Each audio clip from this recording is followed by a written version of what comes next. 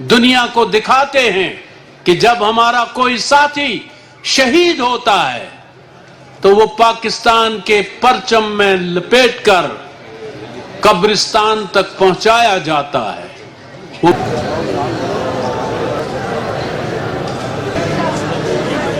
आज तक रियासत जम्मू और कश्मीर में हिंदुस्तान ने जुल्म और बर्बरियत का बाजार गर्म कर रखा है और मकबूजा कश्मीर में इंसानी हकूक को पामाल कर रखा है।